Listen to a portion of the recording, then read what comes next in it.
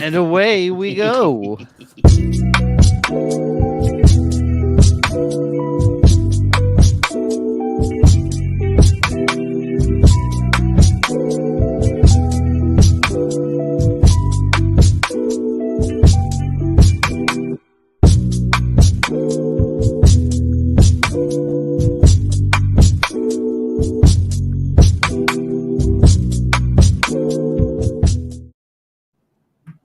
Welcome to Films in Black and White, everybody. Oh yeah. Happy Martin Luther King Day to everybody out there. We're happy you're joining us. Hopefully everybody had a great day. If you had to work, you worked. If you didn't, you had the day off to celebrate the life and legacy of Dr. King. My name is Doug Wagner. I am thrilled that you are joining us today because we got a great show. We're going to talk a little, play a little Catch That Quotable again. We're going to talk a little State of the Streamers episode, which I'm excited about, as well as to dive into some news pieces. So we got a lot of ground to cover. But in order to do this well, and in order to do this right, we need to make sure everybody is thoroughly welcomed and introed and brought into this space. So I'm going to kick it on over to Marcus Boo You Destin. Yeah, wow. How you feeling? I feel great. Let me go ahead and get on my tangent out of the way. Yeah, Listen, for all of you fuckers who have been quoting Dr. King today and then signing policies into place that earlier in the year or just after you get done after today and doing whatever the fuck you want that goes pretty much the exact opposite of what Dr. King and the quotes that you post, boo you. Just boo you and your existence, boo you and your whoever is running your Twitter and Instagram accounts, boo you and your performative bullshit, because if you don't say something, then you know you'll get more backlash, so you pull a quote out your ass. So boo you. But I'm good. Here. That's amazing. Yes, I absolutely appreciate that 100%. Boo you 100%. But we also have to bring in a one Brian Roush plus. Hey there. Brian Roush, how you feeling? You know what? I'm feeling good, and I was gonna have something else to say, but I'm gonna follow up what Marcus is talking about. Please. Folks, Please. You don't look cool or woke or like with it when you put an MLK quote like in your email signature. I cannot overstate enough how just inauthentic and like awful that comes across, because like at best you're like, oh, like I know MLK is important and I'm just gonna stamp this on every email, even if I'm just saying like, hey, I need 2 chairs. By the way, only light can drive out dark. Everybody like, right? And it's just like, hey, like maybe we should be more intentional with like how we're remembering MLK instead of just like rubber stamping it on a message. Like I don't think that's exactly what he had in mind. So just like if you're doing that, reassess why you're doing that. Are you doing that to perform? Because if you are, that's gross. Like, don't do that. Like, just do the work. Don't rubber stamp everything. Like, it's the equivalent of being like, I'm gonna send a letter to my friend. Boom, stamp MLK quote. Look at that, pretty cool, huh? And they're just like, thanks, I guess. Like, thanks for the Christmas card. Anyway, that's happy MLK Day, everybody. Happy MLK Day. Is anybody else waiting for this to swing the other way, where someone says all dreams matter? Am I the only one who's like clinching? I wouldn't be surprised. I wouldn't be surprised. We not? You know, it's interesting because it's like it depends on. You can kind of tell what people's like which way they kind of fall by the quote that they pick. If it's something super generic, nothing about fighting back, nothing about standing against the system, or if it, it just really depends on what quote they do. But MLK was just full of. That was poetic, damn near. So it really, you can really tell and read. Just go back and read some of your favorite or non-favorite politicians' quotes, and then like people you trust, like Brian and Doug. See what kind of quotes they would pull, and then see what kind of like generic quotes everybody else would pull. So God, I hope I'm not in a situation where I have to find one. Like now the pressures, because I don't just have one sitting waiting in the wings. I would want to look at it and read it and make sure it fit the situation instead of just being like. Yeah, like I just. By the way, I had 3 pulled today for like my office's like Oh, Instagram. sure. Oh, sure, yeah. And I had to send them to different people to be like, which one sounds like the voice of me in the office? And they were like, Yes. and you know, I did it as a consensus, but That's the way to do it. See, that's I mean, the way to do it. if not that we're like doing this, but one of my favorite MLK quotes genuinely is the one where he's like, honestly, y'all, the moderate's the one you got to worry about. And I'm like, you're making sense, MLK, my man. You're absolutely right. Like everybody else, you know what side they're on, but the moderate, they're just like, I don't know. Both sides have good points. That's a good point. It's a good point. Dangerous. Gentlemen, did you all have a good weekend overall? Like, did you get into it? Did you have a good weekend? It was fine. Like super regular. Today was just more. I really sent emails today. Like it was. I just did it from home. So basically, just kind of worked from home. But other than that, it was pretty cool. That and the doctor's checkup. Hey, how's everything all checks out? Yeah, it could be better. Isn't that how the doctor's visit always? Doug, that's HIPAA protected. Yeah. It's doctor patient confidentiality. How dare you ask me that? You know what? We're gonna do an episode with your doctor as a guest. What if it? What if we it need to wasn't worry okay? about Marcus? What if it wasn't okay? What if it was? What if the news would have went left? Then it would have been live. So we had a whole episode. Marcus about his health for the next hour and a half. That would have been real bad news. All doctor visits ended. You could be doing better. That's how they all end. I agree. Yeah. I totally agree with you, man. They're just like, hey, these cholesterol levels. Yeah, I know. Like I'm working on it. I'm running like almost every day, and I love buffalo wings. Like I don't know what to tell you, doc. Like I get it. Yep. I told my doctor last year around my birthday. I said, I just figured it's been a while since I've had a physical. And he was like, oh, yeah, when was your last one? I said, 12 years ago. Yep. He was like, oh, my God. He's like, why weren't you in here? I was like, because it's like taking your car in. I'm waiting for you to find something wrong that I don't know about. Like, that's true. That's the way it is. So. I also lost 2 doctors. I'm on my 3rd doctor since I've been in Vermilion. Like the first one retired. They left. Like the first one retired.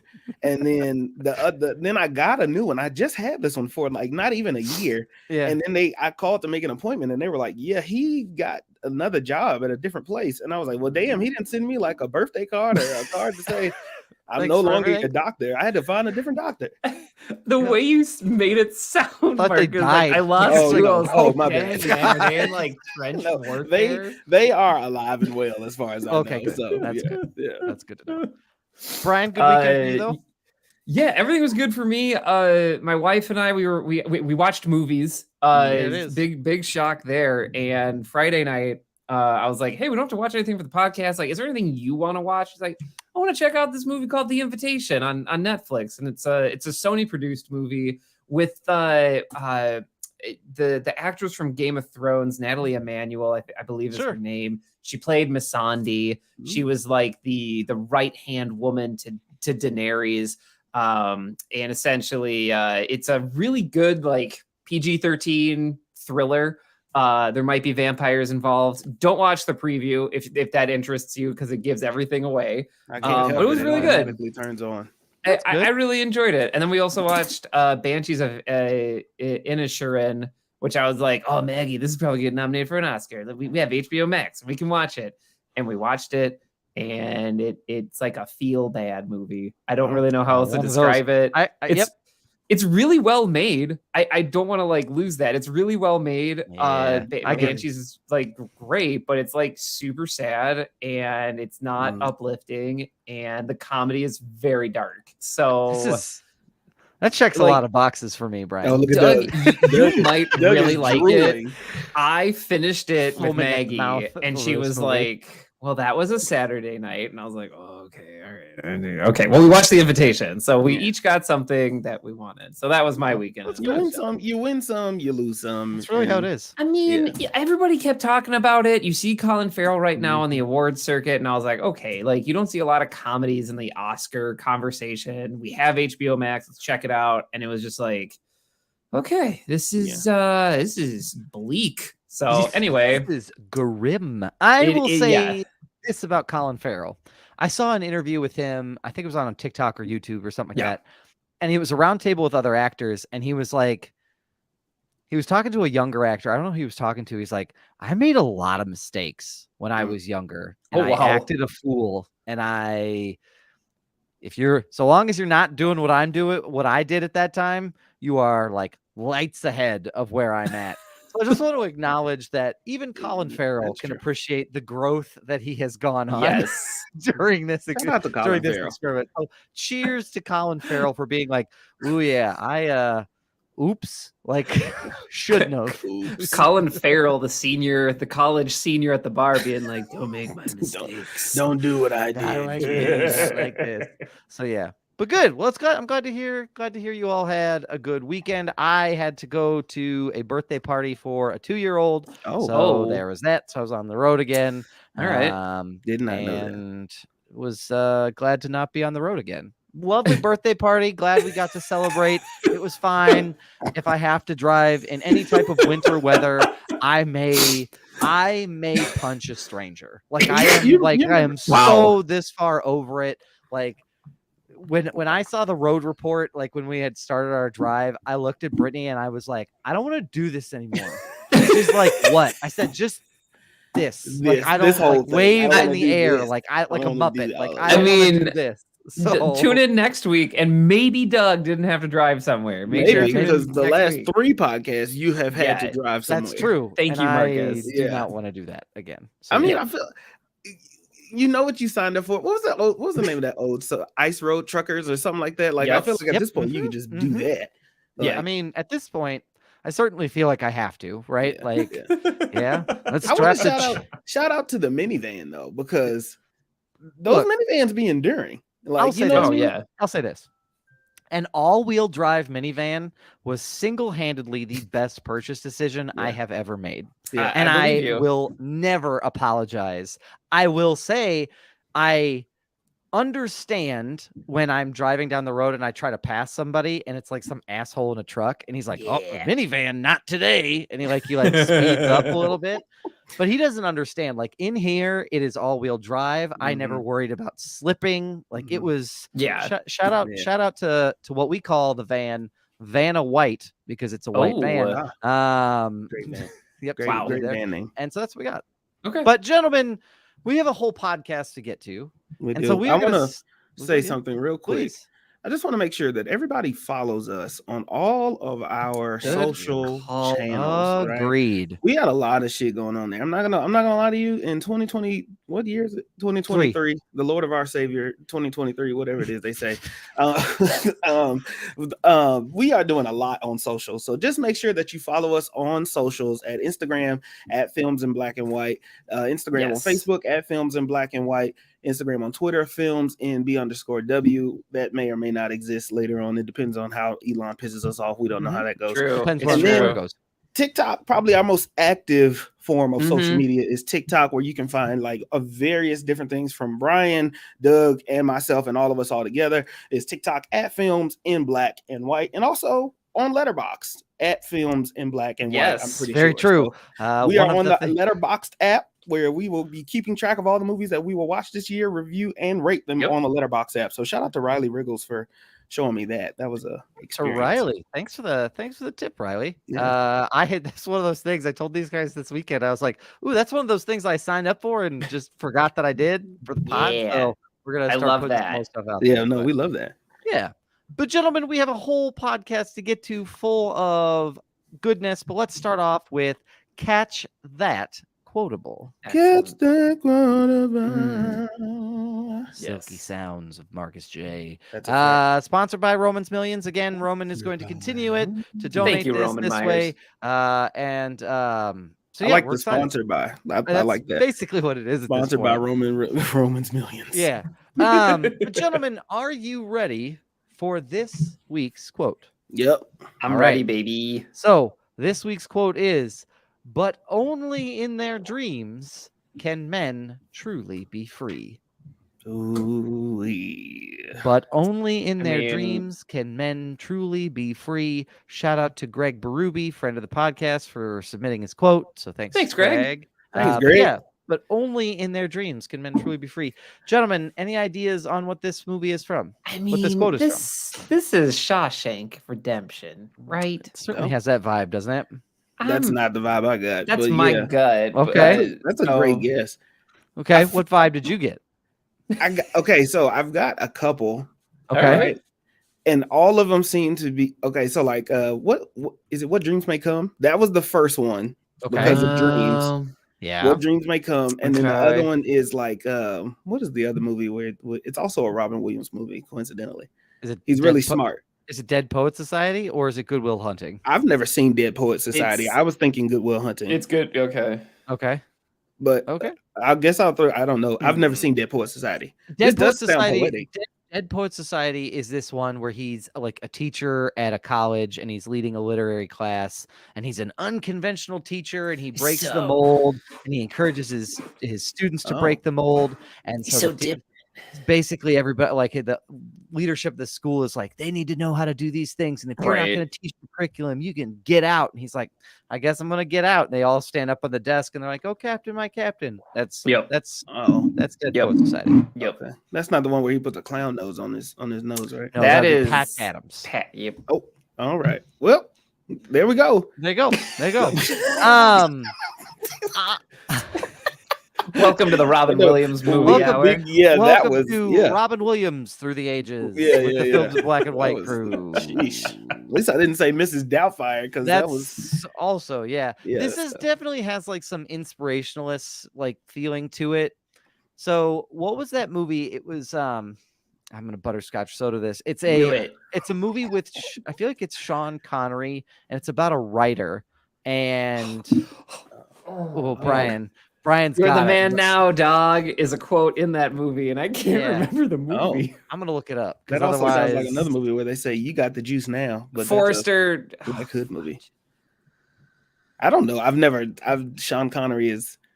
You know what's funny? I don't think I've seen a lot of Sean Connery movies except for like Finding 007 Forrester. That Finding Forrester. I'm getting Finding Forrester vibes from this.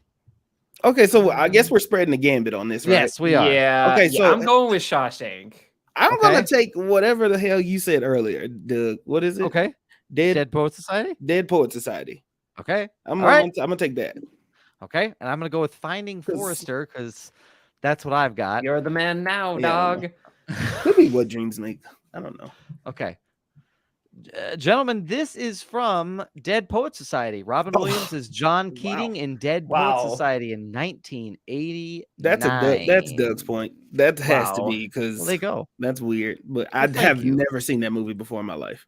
Yeah, the official synopsis of Dead Poet Society, if you have not seen it, according to IMDb, is Maverick teacher John Keating uses poetry to embolden his boarding school students to new heights of self-expression. There you go.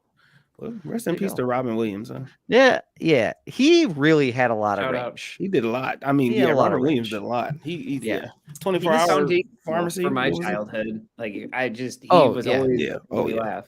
I mean, I will, as much as the new Aladdin was not nearly as terrible as I thought it was going to be, I still have that, like, he's always going to be Aladdin. I really like the new Aladdin movie. It's not, no.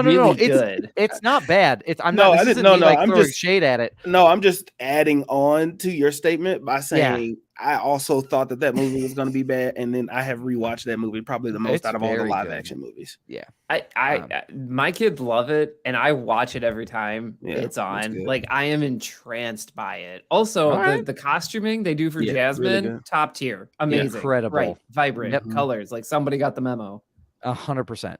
Well, gentlemen, we have a whole episode to get to, and we are going to start off by doing Films in Black and White presents the state of the streamers. So we are going to run down every streaming service that there is. Brian has crunched the numbers yet again. I have some survey results to get into to talk about which ones our listeners and followers on social media use. And so we're going to talk about it, all of them. So what's good, what's bad, and kind of give a rating of content, price, and find where that inflection point is. So if you're watching us live, feel free to hop in the comments. And tune in because we want to hear from you. What is your favorite streaming service?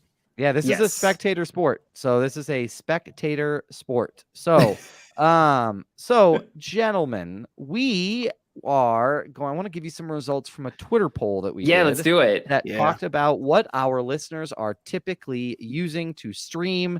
And so let's run it down. So I gave them a few options. Now, the one omission is that I did not include Hulu on this. Oh, how dare you? Or HBO Max for some reason.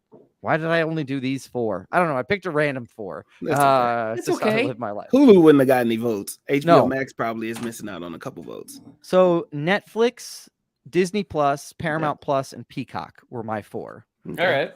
Of those 4, Disney Plus is the most, Netflix after that, and then it drops off significantly from 31% to 8%. Paramount Plus, and then Peacock after that. Paramount Plus is before Peacock? Yes. That's interesting. I believe that. Yeah. Huh. Yeah. So why? I no idea. Couldn't tell you. Honestly, like Paramount Plus is like starting to get in that space where they're like, we got stuff. We don't have a lot of it, but what we do have is kind of good. We don't have a ton. And I feel like Peacock is just like, you like Fast and the Furious? And people are like, no. How about Harry Potter? No. And they're like, it's okay. No. And they're like, okay, got this new show coming out in like 2 weeks. And you're like, I'll come back later. Yeah. Really? Well, don't look at me because I'm watching Brooklyn Nine-Nine on Peacock. So. Oh, are you? Yeah, that's what's on there right now. You know, The Office is on there too as well. So. Yep. Sure do. Lord knows The Office is on there. The Office is definitely up there. There you go. But Brian, what do you got for us? You crunched the numbers. You looked at it. Shout out to Maggie Roush for the assist in some of this too, as well. Yes. But Brian, what do you got? So I did it on 3 metrics for us to kind of talk about the best streamers. And so we looked at price, what it is as a new user to sign up for these services, because that's the only consistent metric that is widely available. And it gets weird because there's so many different legacy programs that you could be part of that like someone listening to this would be like, well, actually, like I only pay like $4 for Disney because like I, ordered something and I'm a part of a rewards program and they'd give me a discount or whatever. I don't know.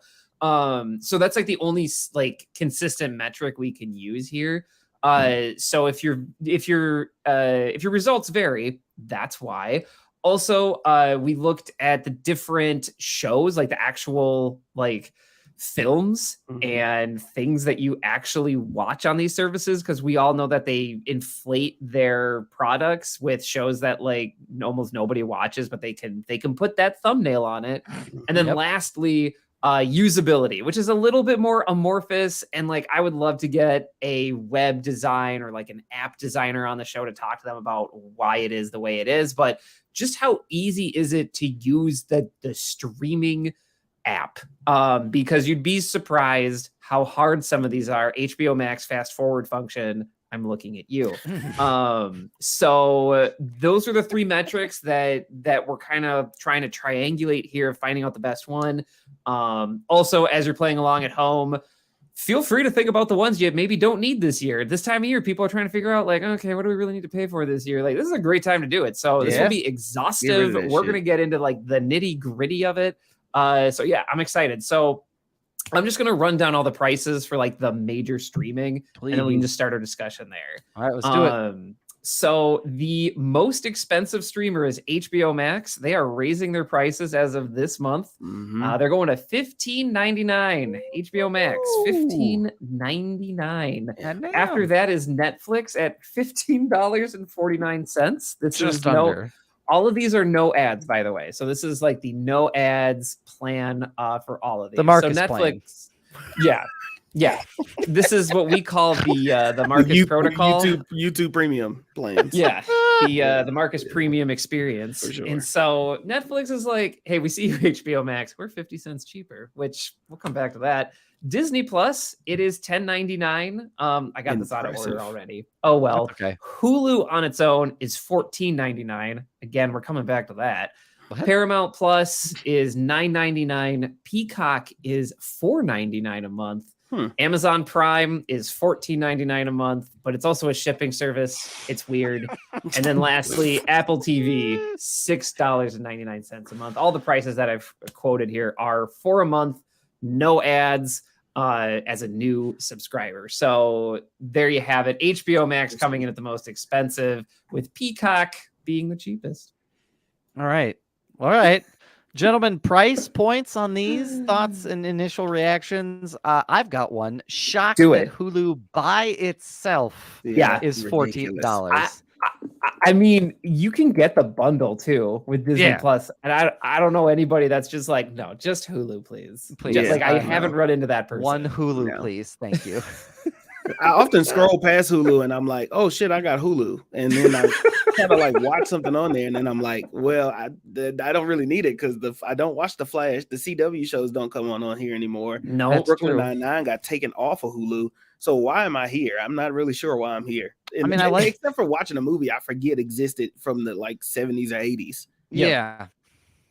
So, I mean, I watch some TV shows, like if I want to go back and watch like It's Always Sunny and I want to pick a specific season, like I can go back for that. But that's, for me, that's the only reason why I'm going into Hulu, is to watch an old show that I'm trying to revisit. So how are we discussing this? Are we all making decisions on this? Are we coming to a unified agreement? How do we want to do this?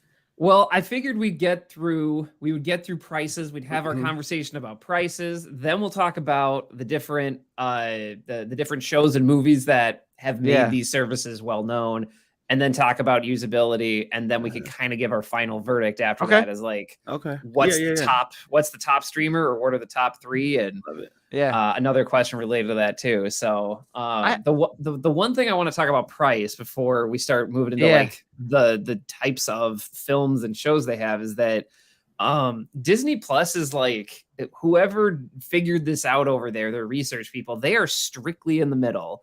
Like Disney Plus on its own is $10.99, which is cheaper than Netflix and more expensive than Paramount Plus, but like it's this really sweet spot middle tier, and all of their stuff is so general audience friendly that I mean, if that's why it feels like everybody has Disney Plus, in my opinion. Well, I mean, Bob Iger is back in control, and like the last reports I heard was he was rolling back prices on Disney parks tickets. And like he's not playing that game. Like he's trying to get a good price point for Disney that's like not too expensive, because I think he sees the writing on the wall of like, everybody else price is hiking, but do you know how Disney sustains itself? By not being the most expensive shit and still offering all of the Disney shit that I can offer.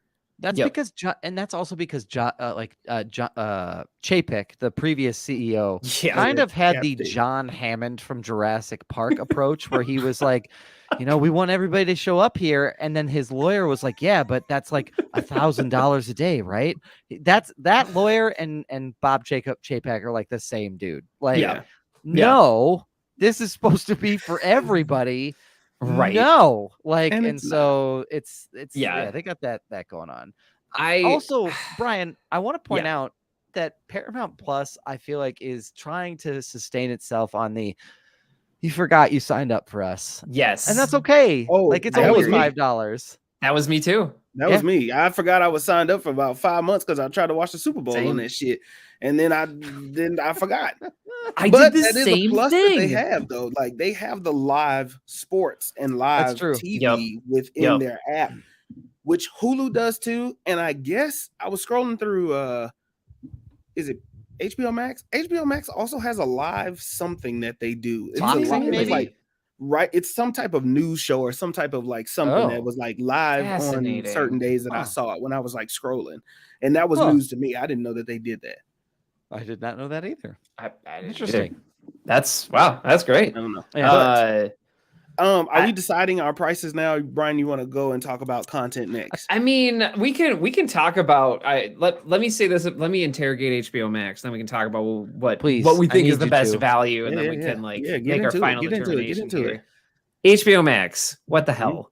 You are not worth $15.99. I know, like, we're probably not going to get sponsored by them anytime soon, but like, no, that's okay. What is your problem, man? Your service is not worth $15.99. Like I don't even know how to describe to you how you have good stuff, but you're overselling your stuff. And I'm pretty sure this is all because of the Discovery deal, and they got to make money. And it's just, when people look at their bills, man, it's pretty easy to cut out HBO Max, or at least cut it out for a month and come back. It's just not worth $16, maybe 12. I just, the brands aren't there for me. The types of stories aren't there for me. I'm in the business of playing devil's advocate tonight. Do it. I'm so excited. So here's me playing defense attorney, devil's advocate, DADA. I love this show. Okay. So, HBO Max is smart for one. Okay. Because they just released Last of Us after they they announced the price hike and then released Last of Us. And Last of Us just got 100% on Rotten Tomatoes.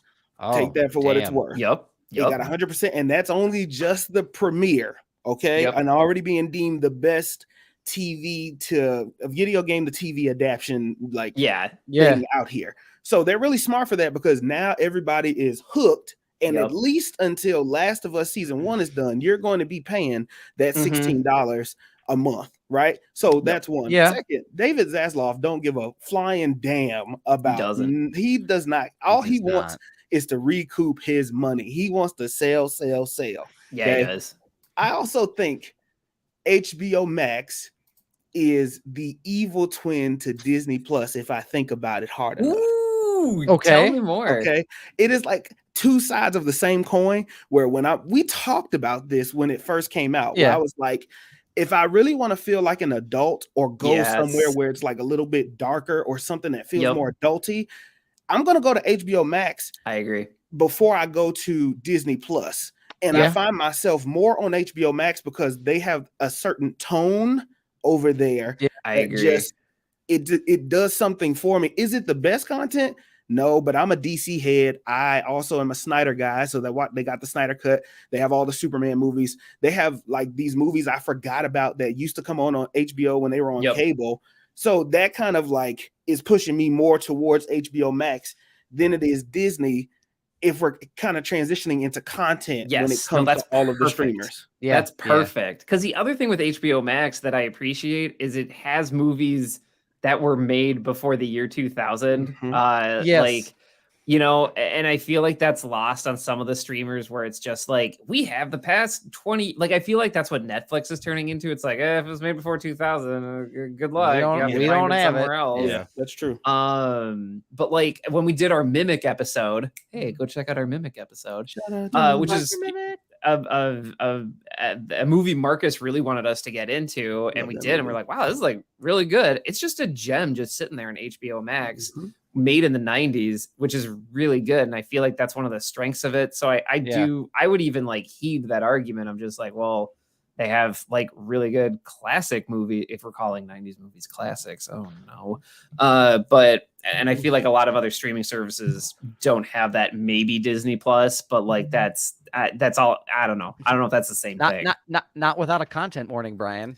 That's like true. It's made before the early 90s. There was some type of like, hey, group of people, we're sorry, like before the movie starts. So that's, you know what I mean? Hey, we shouldn't have did that, but we can't take this down. The other thing is, I kind of want to come at Paramount Plus just for a moment. Because for me, Paramount Plus has no business being close to Disney Plus in pricing. Like, I know it's still like a $2 difference. Yeah, you're right. But it should be closer, I feel like, to Peacock. And I'll say this because really the only new movies that have come out of there are like the Sonic movies went straight there. That's like after they came off. Really only the shows. I mean, you have to be like a Nickelodeon head to really want to do that. And in that case, it's like, do your kids like Paw Patrol? I guess that's here. Do they like SpongeBob SquarePants? Yeah, that's here too. Albeit you could get that over on Prime, certain seasons too. So there's really not a lot besides some of their like obscure like original programming. The DADA is back. I'm back. I'm okay. The defense attorney, devil's advocate is back. Dada is back. I'm glad we're back. Dada is back. Okay, listen. Think about this though. The reason I feel like they have to charge so much, and I don't know this because I didn't look into anything. They have the live sports and the sports. It's what's selling. CBS Sports, right. And that is a big chunk. And also Nickelodeon partners with CBS Sports for those certain games that they do that are more kid-friendly games. I don't even know how to describe it, but apparently it's a super popular thing. The slime game. Yeah, is that what it's called? No, I'm calling it that. No, they have like an NFL weekly recap show that airs on Nickelodeon, and it's for kids, but it's like what if ESPN was just for kids, and like that's the half-hour segment, which I want more. I guess they also have full games that are covered with special effects with Nickelodeon. So like whenever somebody gets a touchdown, the slime goes off, or Patrick Starr pops down and is like narrating the damn play-by-play color commentary. No, I had no idea. It's very wild, but apparently it's like a very entertaining, and it's a thing that they tried, and then it was a super successful thing, got more people to watch. So I feel like the reason that is so expensive is basically you get TV and live sports, and if anybody wants live sports that doesn't have YouTube TV or ESPN Plus or anything like that, you get to go to Paramount. And then I think your demographic is different. This was the other thing I wanted to say. Yeah, you said new movies. I don't think that's the demographic, because you're forgetting they also have whatever, like Peacock and Paramount have NCIS, Star Trek, all of these like I do forget about Star Trek a lot. TV shows that people of upper ages or whatever demographic watches. And let me go. So this is a good point for me to kind of like list out what everybody has here. So starting with Paramount, they have Halo, they have every Star Trek, anything Star Trek. And I think it's also important to point out they greenlit 4 Star Trek shows after Paramount Plus debuted. Oh, damn. So that must be a moneymaker for them. Everything Nickelodeon. Yeah, that's the only franchise they got over there. Yeah, and then if you're familiar with Yellowstone, they have a spinoff, the original series, and a new series, and then live sports. Going back up, we're gonna go back to Netflix here. Look, you know Netflix. If you're listening to our podcast, I'm gonna guess you're younger, and Netflix has always been there. Like it's never a not staple. Been there. So I don't need to tell you everything, but I'm gonna anyway, just to make sure we're on the same page. Stranger Things, Wednesday, Red Notice, Don't Look Up, Bridgerton, Bird Box. It has a ton of bangers that everybody for some reason has seen, whether they are good or not. That's Netflix. Arrested Development. Arrested Development. Look, Disney Plus, you listen to our podcast, you know what's coming here. You got the Mickey Mouse stuff. You got princesses. You got superheroes. You got Star Wars. The Mandalorian. Geographic. Like National Geographic, WandaVision. You got Bluey. I mean, this is you know what's there. HBO Max, and Marcus already mentioned this. You got DC, Looney Tunes. We're talking about other stuff like The Matrix, in Game of Thrones, anime. And they also have a really wide selection of anime, and Sesame Street. Yeah, also they have Sesame Street and Elmo stuff. So enjoy that. Fact.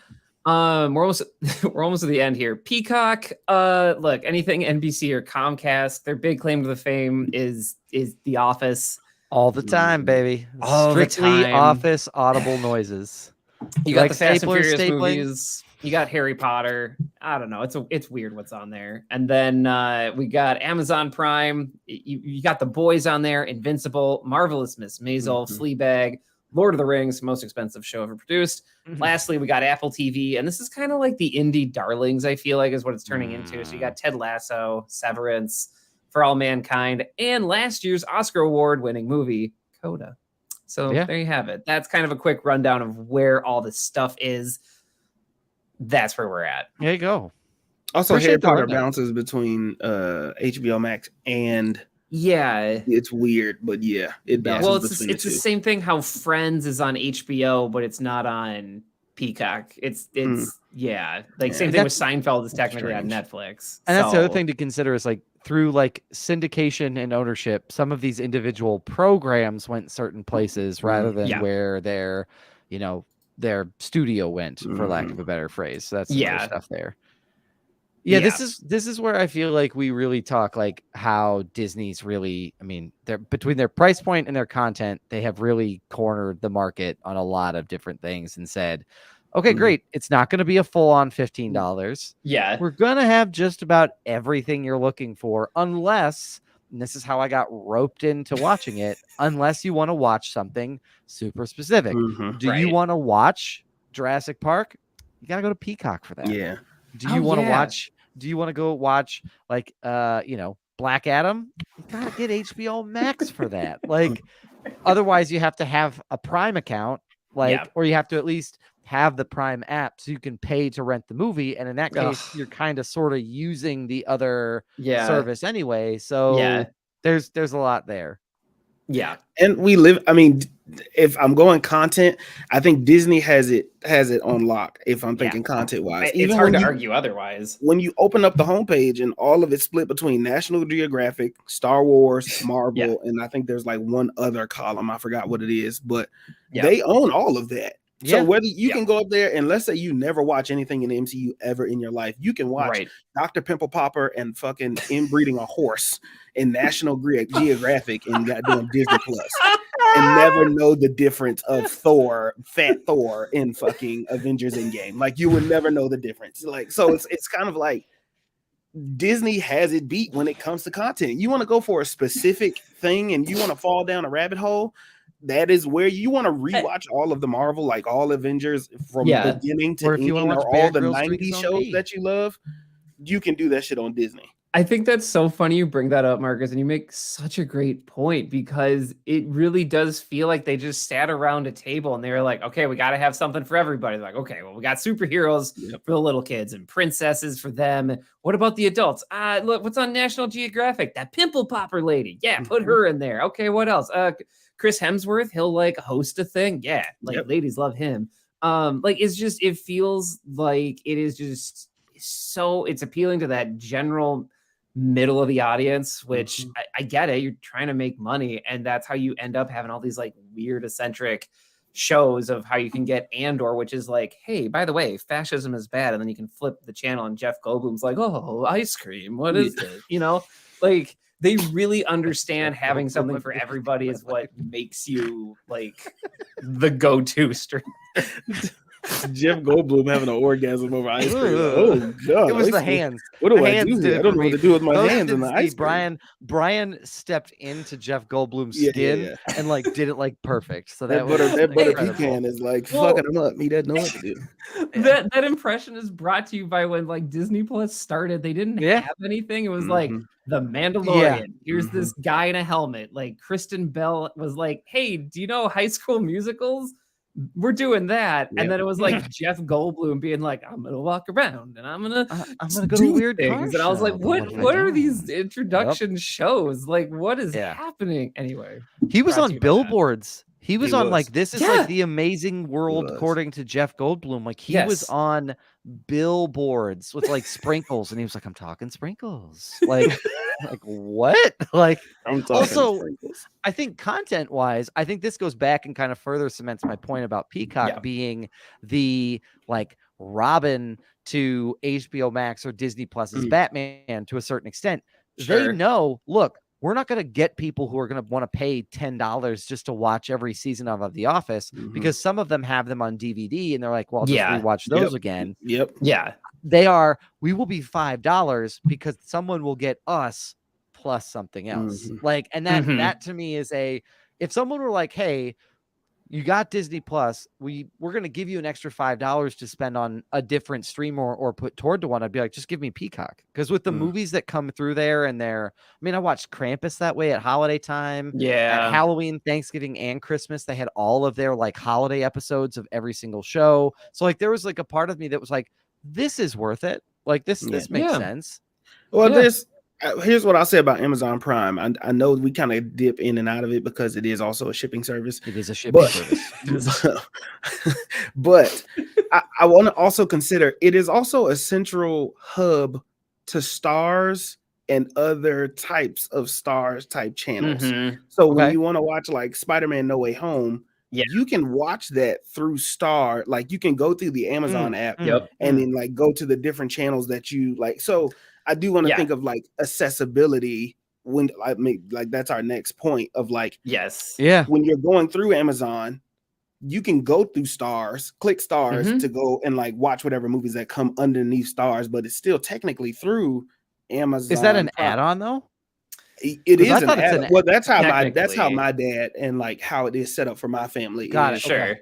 We go through Amazon and then he has like the Stars app and then he has this app and this. So it is like I guess it could be its own thing, but that's how we have it set up. No, you're fine. I was just trying to make sure, because I've seen it before and I wasn't sure if that was included, or because I thought it was an add-on. If it's something I'm not using and I'm paying for, No, it's it's an add-on, and I feel like I feel like this is a good point too, because I know we're gonna have like commenters that are like, "You didn't do Stars and Showtime, and you didn't cover this." It's like, look, I get it. There's or Shudder, Criterion Collection. I did not do those and include those because they're just. I don't think they're broad enough. Like they're too specialized, Brian. It's like I agree. Not everybody's gonna. We picked the ones that everybody would go to. I'm sure that if we were like, hey, one of our criteria is the best horror movie, like where you can watch that. It's like, yeah, we're gonna send you to Shudder for a reason. Yeah, because it's a whole app devoted to spooky movies. So, and this is definitely, we're trying to aim for like the general stuff, like your average household person is choosing between these streaming services, because most likely you don't have them all, or if you do, you're in like a syndicate with your family password sharing. And Netflix, if you're listening, good luck. Alleged password sharing. Nobody password shares. No, nobody does that here. Netflix. Don't tread on me. Also, I just want to like go back. I'm so sorry. I'm so hooked on Dr. Pimple Popper, Marcus. I went back to National Geographic on Disney Plus. There's a bunch of weird stuff on there. It's a lot. We got Black Pharaohs, whole documentary on Black Pharaohs. We got Flag Makers. Hey, I don't know. Do you want Underworld Incorporated or Mafia Confidential? We got you. How about Science of Stupid? Why not? There's this whole section. But the problem is, Brian, to feed into your IX piece, some of that shit you can't even watch because you don't even know how to turn your goddamn parental controls to a different setting. This is a great segue. So I couldn't have done this better. I'm glad that I could watch a whole series on Black Pharaohs. I hope it's not TVMA, because then up until about a week ago, I couldn't watch it. So, I don't know. Are the pharaohs black, or is it like just black, like the color of black, like the people? No, like it's black. I don't know if this makes it better, but it's like Black Pharaohs, Sunken Treasures. No. Wait, I'm just advertising for you here, Disney Plus. In modern day Sudan, they dig through ancient pyramids. Yeah, that's black. Okay, I should watch this. I better don't get blacker than Sudan. Yep, there you go. Like it's a whole 48-minute thing. Anyway, happy MLK Day. Same service that gives you. Kyrie would have been. This is remembering the dream. Yeah, this is right here. Yeah, Plymouth Rock didn't land on the Pharaohs. The Pharaohs landed on Plymouth Rock.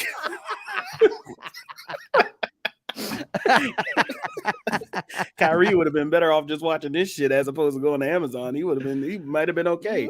I mean, it's like a whole hidden empire. I love it. It's just, and of course Jeff Goldblum being like, "Hey, did you know that these fish can hop out of water?" Neapolitan ice cream. He's talking about Black Pharaoh. Doesn't know what to do with his hands. Yeah, exactly. Let's go to usability, Doug. Let's talk about usability. Do you want to tell people what happened to you on Disney Plus? Because some people may not know what you're talking about. Yeah, they don't. Yes, let's go back. So I wanted to rewatch the original Daredevil, the Netflix Daredevil, which moved over because it's a Marvel property. So, and Netflix was like, "Yep, we'll produce it, and Marvel will help us." But then when they got their own streaming service, they went yoink, and they pulled it off of Netflix, and it just kind of hung off in no space for a while, and then it finally went into Disney Plus. The problem is that like Disney Plus defaulted me into the TV 14 parental control setting. And I think it probably did this for most people. Well, anyway, I agree. Well, I logged in and I start searching Daredevil and I'm like, okay, that's like every Spider-Man cartoon where he shows up. And it's like, okay, I'll watch it. I wanted, this is not what I was looking. That's not what I was looking for. And so I Googled it and they're like, yeah, you need to unlock your Disney Plus and change your parental control settings to TVMA, or otherwise Punisher, Luke Cage, Daredevil, like all of it just won't show up. And so I was like, oh, okay. So, but you can't change it from the app. You have to log in on a website to change it and then log back into the app to make sure that the changes took place. And there's a part of me of like, wait, what? Like, why?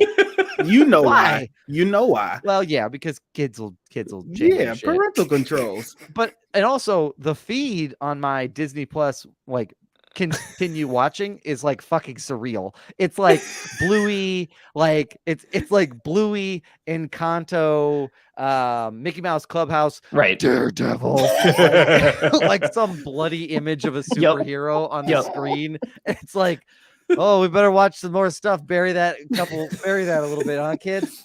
So yeah, that's right. They don't have a remove from continue watching feature. That's right. That means you could, in a parent, like if you were really worried and you told right, like whoever your kid, and you said like, hey, don't watch this, it's violent, and you log into your Disney Plus, like that son of a bitch watched it, like it's right there, like you wouldn't be able to, know that they watched it.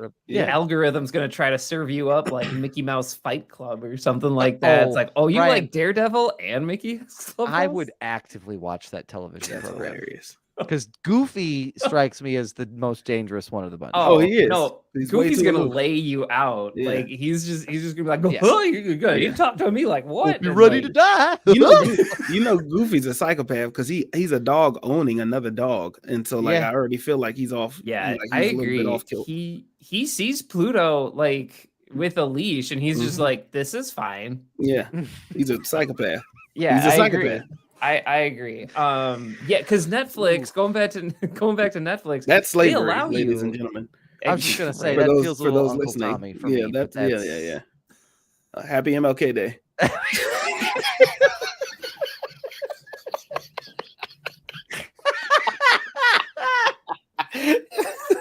Yeah. happy birthday. New season of Mickey Mouse Clubhouse is going to be Pluto being like, wait a minute. It's going to be him gathering up all the other animals, birds, and he's going to be like, what if we burned it all down? Yeah, we need to unite. And it's going to be like... it's like Jordan Peele, like when he makes all the good songs, slow music, it's hot dog, hot diggity dog. Have it washed out, creepy. Yeah, I'd watch that. I'd watch that. I'm also on Pluto's side. Like, come on, with a beat to the next episode underneath it. Yeah, I love that. To veer us way back on track, Brian, we'll come back to that show later. That's the first time that Brian has been the one to bring us back on. Yeah, no, that doesn't usually happen. This is a good change of pace. This is right with the world. All I'm saying is that I appreciated when Netflix was like, "Hey, do you want to remove this from your continue watching?" And I was like, "Yes." It only took you like 5 years because I don't want to keep looking at the same movie. I was like, "Nah, I'm good. I don't want to finish this." But Netflix is like, "Yeah, you do," and it's like, I've told you no, and it's like, okay, well, it's gonna be here. So anyway, I feel like Netflix is like the king of usability. I feel like it's really hard to get around that. I still hate what's up? Netflix is the king of what? Of usability. Of like good usability? Yes. Heavens, no. When I think of my streaming experience, I think of Netflix as like, I know how to navigate it. I know how to get to what I want. And it's the least annoying, which is a bad metric. The only gripe I have with the Netflix interface is that they change, and I hate it so much. Netflix changes where they put the ribbons of like continue watching or your list or new stuff. They change it every time. And it's like, I own a home and someone comes into my home every day and moves the furniture. And all I want to do is sit down in my chair and continue watching. But no, Netflix is like, hey, check out this new couch. And it's like, Netflix, shut up. I just want to sit in my chair. And it's like, oh, it's over here. And it's like, I told you to stop. And they're like, well, we just really want you to try out the new couch. And it's like, I told you, I just want my stuff where it is. So that's my only gripe. Well, Brian, and not to mention that that's because Netflix is getting off on variety. Like they know they're not going to like, you are not going to Netflix for old reliable. No, like you're not saying like, oh, did you like this? You're going to come back every single time for just that. They're like, are you ready to spin the wheel of random shit you can watch? Honestly, you spin that wheel every time you show up. So it's not even, Brian, that they shift around your furniture. They shift around the fucking rooms of your house. You walk in the front door and you're like, why am I in a bathroom? Because anything can happen. We're Netflix. Well, that's why they cancel. I mean, I'm surprised they're still around with the amount of shows that they canceled after 1 to 2 seasons. Oh my gosh. And then but they're still around because you're right. I think Netflix is like attaching themselves onto that, you could find a hidden gem amongst all of this shit. And then next thing you know, a TV show randomly blows up on TikTok because everybody's like recommending this random thing, and then everybody watches it and becomes the #1 trend on Netflix. I have to disagree with accessibility. Please do. I think I would either say, an unpopular opinion, HBO Max or Disney Plus, and I'm really leaning more towards Disney Plus. Okay. The reason I don't say the reason I can say HBO Max is I don't have a problem with the fast forward feature or anything because I don't use that feature. Once I start some shit, I sit the remote down. So Marcus is committed. Yeah, like I'm just like, all right, boom, let's press play. If I need to rewind, I'm kind of like, okay, one tap, I'm pretty good, whatever the case, cool. But I think if I'm thinking accessibility on how to find the shit that I want to watch, Disney Plus has it into the tiers already. It has everything labeled as suit your 90s favorites. Here's all Spider-Man. Here's all X-Men. Here's all Avengers in chronological order of what you're supposed to watch. To me, I think it's Disney Plus that is the most easily accessible and easy to like move around and find the shit. If I want raised Black voices in Disney Plus, there's a column where it'll show me everything that includes a Black person in it. That's a good point. Me, that's a lot easier. And I think HBO Max does the same thing when it comes to its tiers. It'll do one thing I like about HBO Max is it'll do like a celebrity special where it's like, here is so-and-so's top picks, or it's Sagittarius season. Here's all the Sagittarius movies that came out through this year if you were born. And that is pretty cool. Damn, that's kind of like wild as shit. You know what I'm saying? And so I think it's between those two for me. You're convincing me. I'm going to take a step back because that's a really good point. And I do like how they have the 5 buckets of like, look, are you here for Star Wars? Are you here for like, what are you here for? Like it usually fits one of the 5 buckets, or the banner image is the thing you want to watch. Right. Like it's pretty. And that's why I hate Netflix, because when I go to Netflix, I'm overstimulated with the amount of shit that is on there. And then it starts randomly playing the trailers loud as hell. And I still don't know how to turn the shit off. And I tell you, I scroll like 3 movies and then I'm annoyed by the fact that the previews are playing early. And then I just exit out the app and I go back to whatever else I know. I can help you. Like I'll legit be on the phone with you. Cause like I had to turn that off because it was so obnoxious. One time I got like a marching band documentary at the end of like some show I was watching. And I was like, I don't usually do this, but I'm going out of my way to turn this crap off. Especially if I'm emotionally like, if I watch something, Real Steel. I was like crying because Real Steel was like such a good fucking movie with a dad and a son. And I'm in like tears at the end of the movie. And next thing I know, it was some loud as shit came on racing, like Formula One racing documentary. And I'm like, well, that kind of took me out of the vibe. Taking me out of it, Netflix. Fuck. I think the other thing and I think this is a good point, Netflix is eventually going to have to come to terms with this.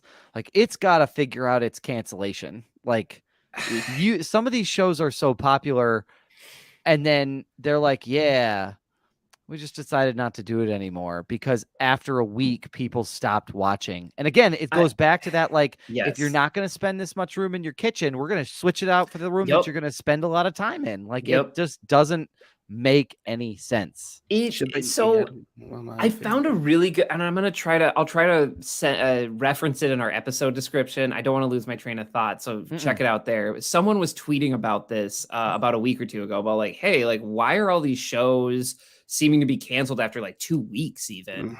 And it might have something to do with like the Writers Guild contract they negotiated like in the early 2010s. And like the sum of this is that essentially if a show doesn't reach a certain audience on streaming, the Netflix is worried like they're going to have to pay residuals to all these people. And if you're not familiar with residuals, this is the money that creators get after their show gets syndicated or after it reaches a certain like episode count, essentially. And you just keep getting paid for it forever.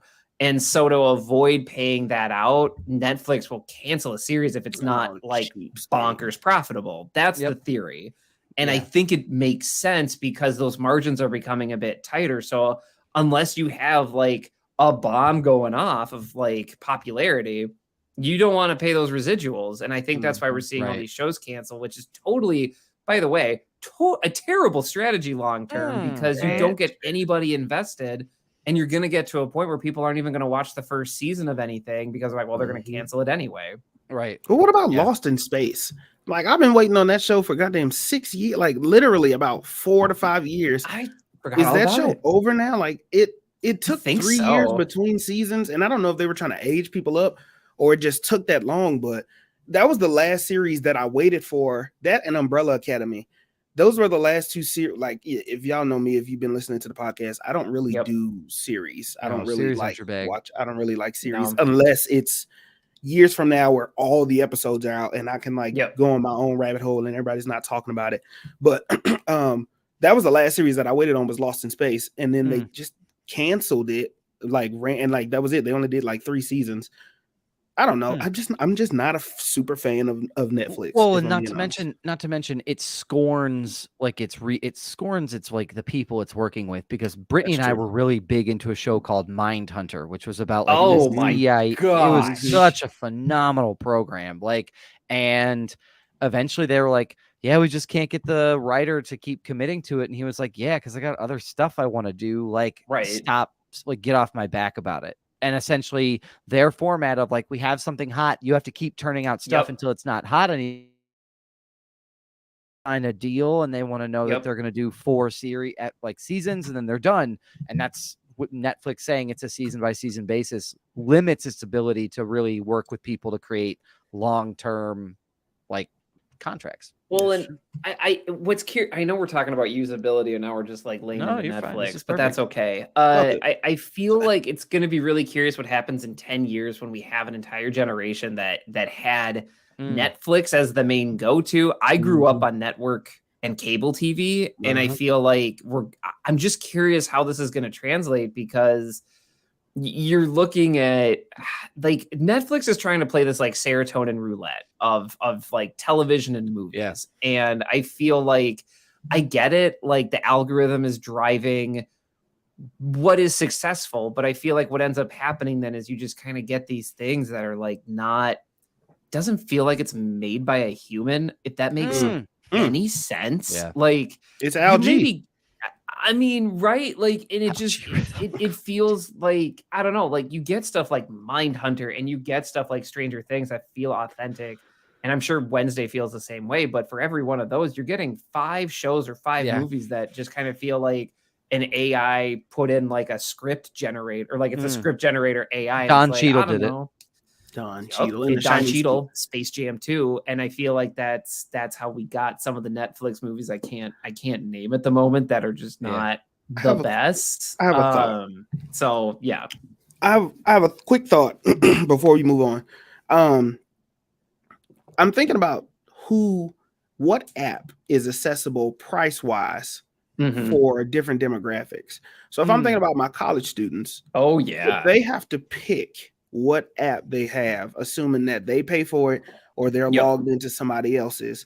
Which of these do you think they most likely have out of the list of streamers? I have a guess, but I kind of want to see what you think, because I can tell you what I think it is just off of socials, like social media. The app that my timeline talks about the most it's Netflix. I was going to say demographic wise, I feel like it's probably Netflix. It's Netflix. I think because you have more of a variety. They're sharing things. When Dahmer came out, everybody talked about Dahmer. I do not see the same a volume of people talking about The Last of Us. And when I post about Power Rangers, everybody was like, what app is this on? What app is Power Rangers? I'm like, HBO Max, HBO Max, HBO Max. But when you post about something that's on Netflix, like Matilda, nobody asks me about like where Matilda was on like what app it's on, because they already have it. They already kind of know that. So I'm thinking like when it comes to demographics and like accessibility of like price point, you know, assuming they're not logged into their parents' profiles or whatever the case may be, I feel like a lot of younger people just have Netflix because it gives them a variety of random shit to just kind of watch. Meanwhile, 100%. I feel like if you ask people who like are Brian and I's age, at least from the people in our area that are like that 30 to 40 age range, Disney Plus. It's either Disney Plus if they have kids. If they don't have kids, they're going to try and find any way that they can stream anything Yellowstone Mm, or Yellowstone oriented. Gotcha. Because that seems to be the only thing that people in my stratosphere want to talk about. And I don't know what the fuck I've that is. watched, you know what happened to me? We watched the 1883 version, which is how they get from El Paso, Texas to Yellowstone, except for in 1883. And it's the most depressing thing because it's life on the Old West. Yeah, It's like, hey, we traveled from El Paso. We've made it like 100 miles. How many people died? Like 30, Rick. Yeah. There were snakes. Yeah. There's a fucking buffalo, and we had to cross a river. A lot of people died. And somebody just got diarrhea. That was it. That's how they died, yeah. was diarrhea. That's God. it. The Oregon You're a Trail. goner. Yeah. Well, you fell down a small ditch. Sorry, you got a sprained ankle. You can't walk. Get out of here. Meanwhile, these 6 people showed up with guns. They took 3 women and 2 kids, and we don't know where they are anymore. Yeah. What a sad story. That's how It's life used to be, huh? Terribly depressing. So when Brittany was like, Wow. "We should watch Yellowstone," I said, "I'm all set. Like, I don't need to do that." I did want to mention one other thing really quickly. Yeah, it's do it. UX related because we've been talking about like accessibility. So I think it's important. I have this from a website called uxdesign.cc. So I think it's like a blog. And they did a review of and ranked the apps that had the best like audio closed captioning audio services, like where they could transcribe it, as well as closed captioning. So in terms of like the top 3 for audio descriptions, the top 3 are Apple TV Plus, Disney Plus, and HBO Max for Apple TV for like audio closed captioning. So that way they would describe what's happening to people who need that. For closed captions, so like text versions, Disney Plus is first, Netflix is second, HBO Max is third. And what they did is they actually like put together the size that they like would transcribe it to. So like on this website, and I'll include it in the show notes, they actually said like this is how big and how legible it is on a scale of 1 to 5. HBO Max is small, and their words be wrong sometimes. That's why it's 3. But the one that lost on all of these is actually Prime Video was the worst for accessibility pieces. Yeah, that doesn't. I mean, it's because honestly, and I get on that hate train because everything on that app feels like an afterthought. It really just feels like it's somebody's part-time job. I know it's not, but it really feels like it's like a part-time job. Like, oh, I totally forgot to update Amazon Prime today. I am so I don't know. Here's like this Raptor Pastor movie put on Amazon Prime. Like with the exception, and they have one really hard worker, and he's the one doing Invincible, and he's the one doing like he's the boys in the basement. He's like, just like none of you are doing anything to help me. I fucking hate this job. Like, and he's just and they just keep popping in like, hey, so the boys, how's that doing? Oh, it's like one of our most popular shows. Huh. All right, we're gonna do spin-offs of that. Oh, maybe no. That's what we're gonna do. Okay, like just no input. They just keep pushing the stuff out Jeff there. Bezos rolls into his like biannual meeting, and he's like, "I spent $8 million an episode on Lord of the Rings," and they're like, "Why did you do that?" He's like, "Because my son likes it." Okay, like. It's like Amazon Prime feels like it's being run as a family business, and like the youngest child is the one actually. It's Arrested Development. Basically, the plot of Arrested Development is running Amazon Prime streaming right now. Well, if we're thinking Amazon Music is also kind of the same way too. Like it's just I don't know. My only streaming service for a while, music wise. I'm glad that you upgraded your life. I did. I went to Spotify. Yeah, I'm proud of you. Good job. Yeah, good. I'm proud of myself. Yeah, the only thing I wanted to just not lose here is Hulu. When Hulu did their redesign like a year ago, I don't get it. It's not for me. And like, I'm a visual guy, but it's like bland as shit. I don't know who it's for. And I don't know if they're like, we need to be hip and more colorful. And it's like, that's great. I can't find anything. Like, it just kind of feels like I'm stuck in like a restaurant, but there's these really colorful streamers everywhere. It's like, I just want to get to my table. And like, there's a waitress that's like, oh, would you like to check out the lobster tank? It's like, no, I'm trying to get back to the table watch Predator or whatever. Can I sit at that table? No, that table is only if you have the TV subscription on too.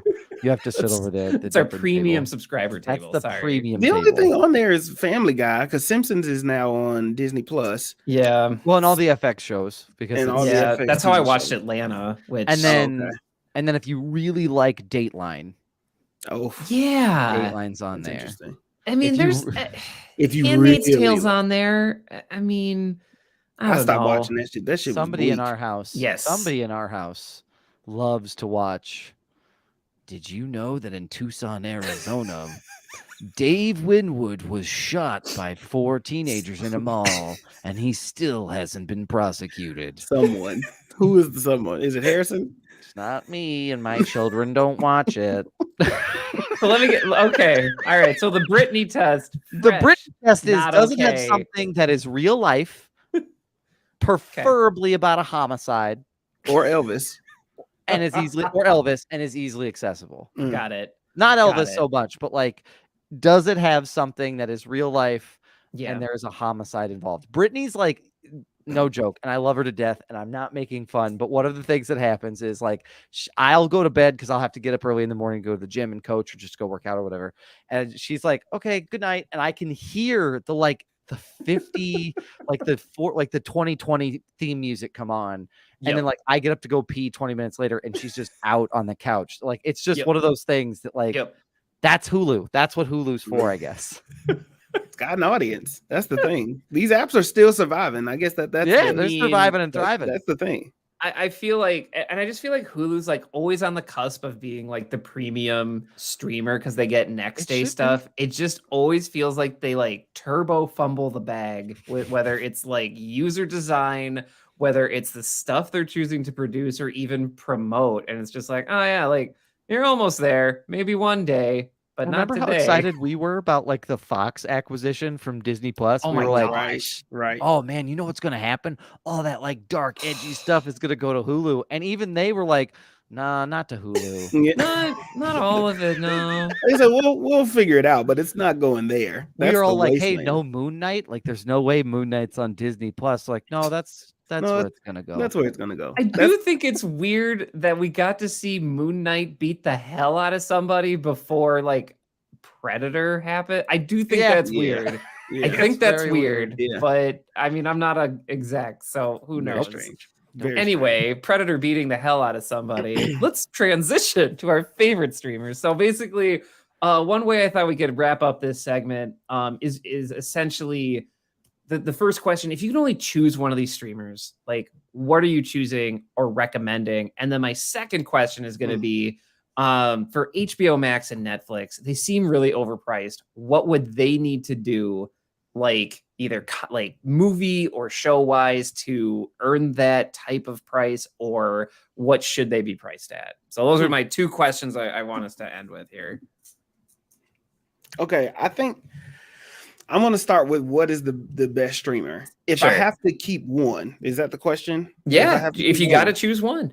If I have to keep one, I'm going to keep up with Disney Plus right now, because that has all of my interest, and anything that will come out will eventually come to Disney Plus. Quantumania will eventually, all the things I watch and keep up with will eventually end up on this platform. So for me, and it's diverse enough that I can fall into these different tiers. Even if I'm not interested in that, I can go to National Geographic, I can go to Star Wars. There's something for me. There was that week when it was like Marvel, Star Wars were like coming out. Like there was, like something dropping every day. Excuse me. So I think I would keep that. If you're asking me, what does HBO Max and Netflix need? Netflix needs to better categorize their shit. Yes. And they need some consistency in the things that they decide to keep. Like, okay, you did great signing Wednesday to a second season because of how popular it is. But how do you determine the shit that I like versus the shit that I don't like? And how do you determine which star? Like, I think Netflix may need more stars on board with Netflix to bring, like they were doing good with just bringing, hey, I'm The Rock, and this movie is specifically coming to only Netflix. But then it kind of seemed like they got away from that. And I don't know if it's because they fucking everybody over. HBO Max just needs to, honestly, I think they need to bring their price down. I don't know what they can do Yeah, I agree. to add to justify the price point.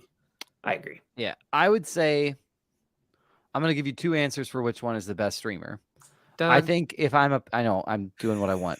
If I'm a parent, Such a bad boy. If I'm a parent, no, my answer's the same. I think if I had to pick one, it's Disney Plus. Many of the same reasons that Marcus listed. A lot of the stuff that I personally love is already there or is going to go there. But putting the parental lens on it, it's a home run. Like it's hey, did you like this Pixar movie? Yeah, we got that. You can watch that until you don't want to watch it anymore. Do you want to watch Home Alone on repeat 8 times at Christmas time? You can do that. Like, we don't recommend it for anyone, but you can do that. Like, if you want to.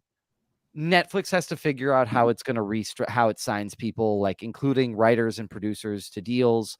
I don't want to have the fear of falling in love with something only 10 episodes later for it to be stripped away. Sandman is a great example. Sandman is a fantastic show. It is one of the best comic book adaptations of a show that I've ever watched. And the thing that pissed me off to no end is they got to the season finale that people were like, I'm watching it. What's going to go on? And Neil Gaiman, who's the writer, he was like, you need to keep watching it.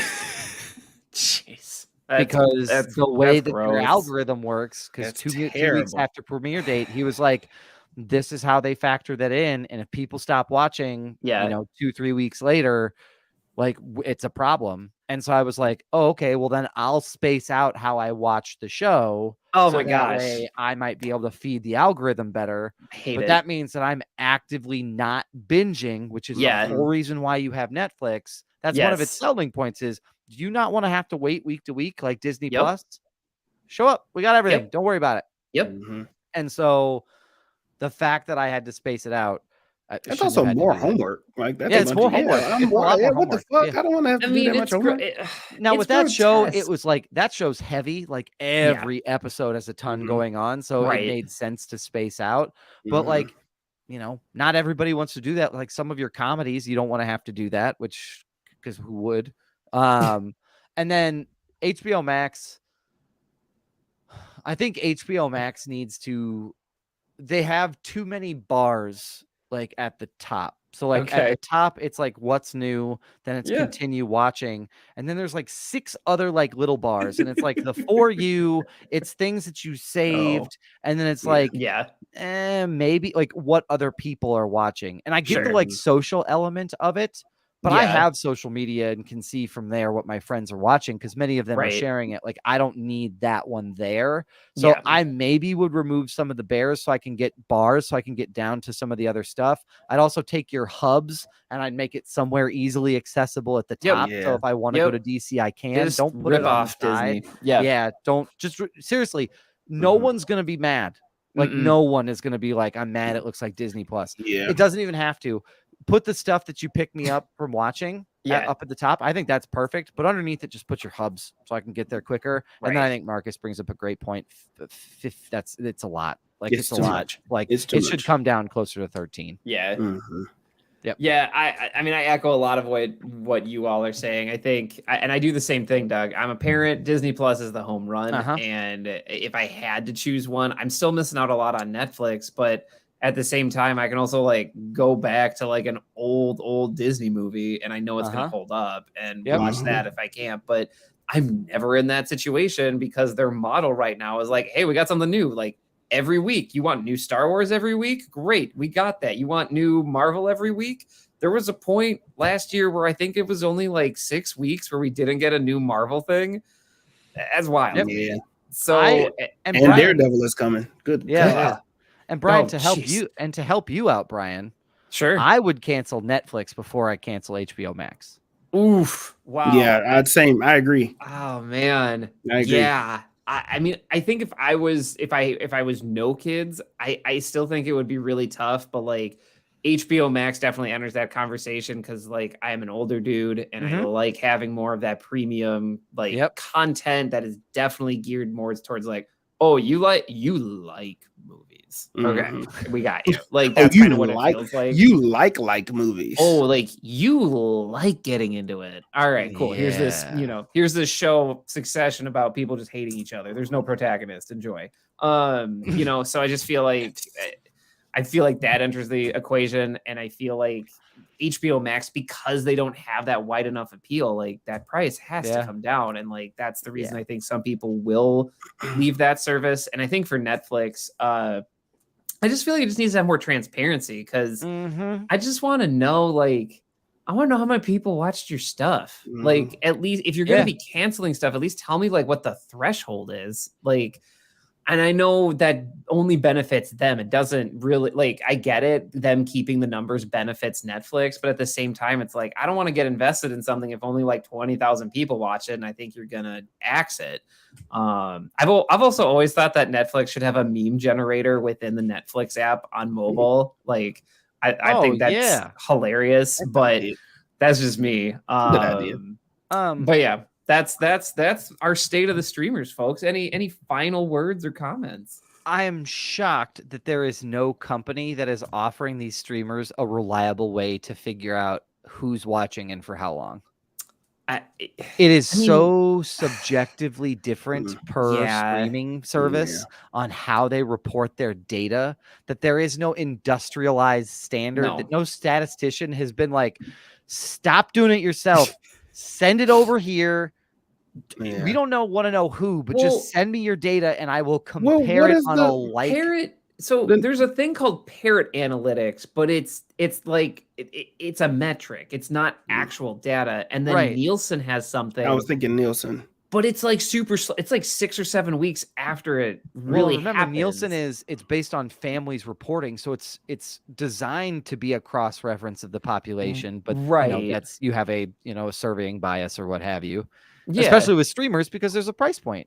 Like, can HBO Max be a cross section of America at $15 a month for its service? Well, I think that's what gives the streamers. If a company comes along that does that, it then takes away the company's freedom to price at whatever point they deem necessary. Because if the numbers came out and everybody's like, hey y'all, here are y'all numbers and here are y'all really realistically non-biasly ranking, somebody's gonna be like, hey, you can't rank that shit at 15. You got to be a $12 tier because nobody's watching your shit. Granted, I do like to go back. I think HBO Max, if David Zaslav is the guy that I think he is, he's price pointing that where it is in preparation for what's about to happen.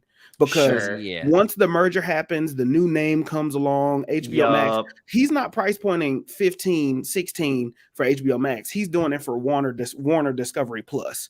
And like all the people's favorite HGTV, all that shit that we talked about earlier when they did the early announcement of these new shows, the demographics that he wanted of the 50 and up people that were watching shit, like all their shows are going to stop streaming, could possibly like go directly to this app, and people are going to pay that price point. And that's what I think he's preparing. He's preparing for DC to blow the fuck up within the next 2 years or whatever the case may be, whenever they fix it. He's preparing for all of this shit. So then everybody's going to want to hop on when Last of Us gets called for season 2, and everybody's like, well, the first season was incredible. That's what he's prepping for. He's like, I raised it now, so I don't have to raise it later. Yeah. And then they do those discounts and shit like after, where they're like, if you get this now, you get discounted $3 off for the next 3 months, or HBO Max, or they do some shit like that. So I don't know. I do have one final thing, and it was something Marcus said in the chat, and Marcus made the point of, I really just want to go back to cable. And I want to be on the opposing, we should never go back to cable. And because cable had such an unrealistic monopoly on how it did business regionally. Once you signed a contract, they were like, we got your money. We don't fucking owe you a thing. And especially since the company started also issuing IPs and like how you signed up for your own internet, they were like, we're going to bundle this together. Is it a discount? Not really. Like, it's $5 off maybe total. And you've signed a 2-year agreement. And if you want to leave early, sorry, you're still gonna pay us for it. Right. Like, so Damn. I never want to go back, not from the content perspective, because I think you make a valid point. If you put it all in one place, at what point in time do we go back? It still equips consumers to be far better off than they were under cable, because I can cancel it. And there's no like, hold on, I don't have to cajole and call and be like, oh, it's just, I really don't like it. And they're like, are you sure? We'll give you a discount. No, I don't want it. Like, you could just be like, cancel, pause subscription. It's in your hands. It's just easier. But I see the point of like, what point in time after, let's see, that's $30 for the top 2, that's 43, all in, you're around. That's coming soon.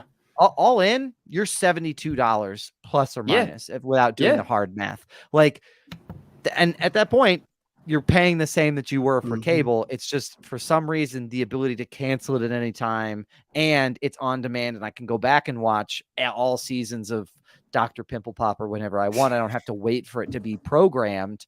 Makes it much easier. Jeff Goldblum bakes a cake. Yeah. A show I would watch. Jeff Goldblum pops a pimple. There's the crossover. Everyone's demanding. Whoa. It's all over the place. Wow. Wow. Do you just keep poking it, or you just step back? Yeah. At what point in time do we use the gauze? God. I feel like one of my final things here is like, I feel like we're at a tipping point of like, people are understanding how to do streamers, and now we're getting with this recession happening, or inflation, however you want to phrase it, people are going to be making these decisions of which ones to keep. And I feel like your Netflixes and your HBO Maxes and maybe your Disney Pluses, I feel like they're going to be in the target range here a little bit, because I think people also are like, I'm not going to keep paying $16 a month just to like rewatch Superman. Like, something's got to give. And I feel like you're going to start seeing some of those shifts. And I'm curious if that means lower prices, or if they're going to go the other way and just be like, oh, we've got more dynamic films and TV shows, or you get I don't know, you can change your avatar to something exclusive. I don't know.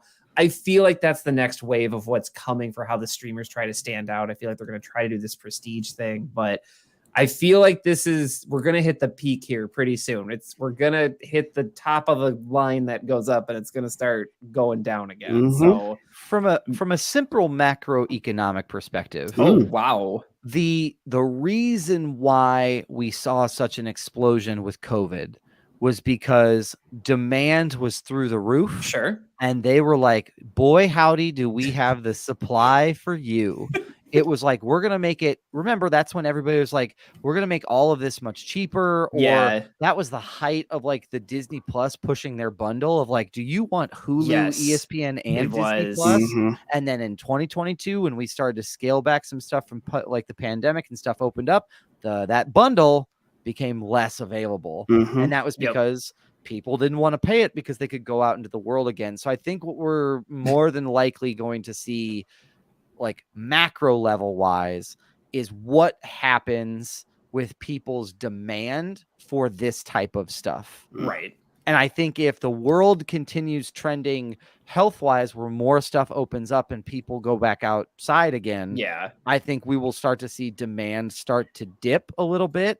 And some of these streamers are going to have to come to bet with that, because once money gets tight and demand gets low, people are going to start cutting their costs and saying like, it's just not there. We're going to get a red notice from Netflix every month.